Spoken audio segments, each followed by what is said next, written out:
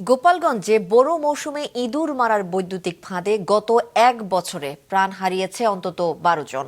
তারপরও বন্ধ হয়নি এর ব্যবহার। প্রতিরোধে নেই কোনো আইনি ব্যবস্থা। গোপালগঞ্জ রিপোর্টার সাবেত আহমেদের পাঠানো তথ্য ও ছবিতে ডেস্ক রিপোর্ট।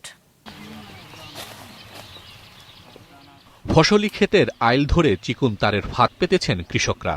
সেই তার সরাসরি যুক্ত বিদ্যুতের লাইনের সাথে, সংস্পর্শে আসলেই নিশ্চিত মৃত্যু। ফাঁদ পাতার উদ্দেশ্য ইঁদুরের আক্রমণ থেকে ফসল রক্ষা।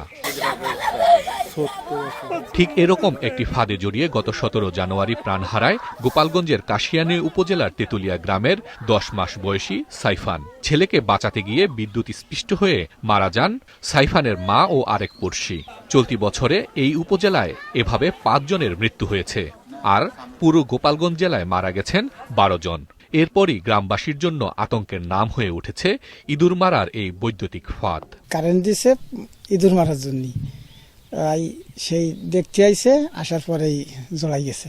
বিদ্যুৎ দিয়ে কোনোদিন ইঁদুর মারার ফাঁদ তৈরি করা আদৌ যুক্তিসঙ্গত না, যুক্তিযুক্ত না। যার যার ইচ্ছে মতন দেশে করছে, কিন্তু এটা তো অবৈধ জিনিসই। বন্ধ হোক, এটার কারণে আর কোনো প্রাণ যেন না ঝরে যায় সেই ব্যবস্থা নেওয়া হোক। বিপজ্জনক এসব পন্থা থেকে বেরিয়ে আধুনিক পদ্ধতিতে জমির ইঁদুর নিধনে কৃষকদের আহ্বান জানাচ্ছেন এলাকাবাসী। ফাঁদ প্রতিরোধে প্রশাসন ও আইনশৃঙ্খলা বাহিনীর জোর পদক্ষেপও দাবি তাদের।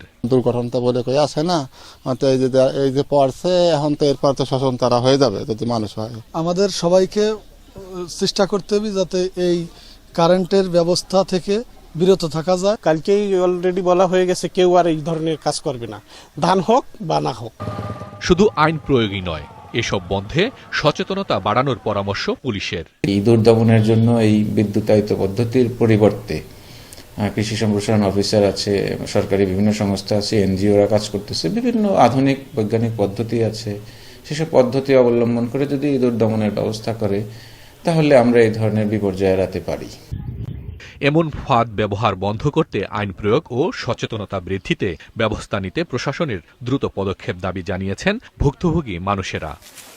মাছরাঙা নিউজ ডেস্ক।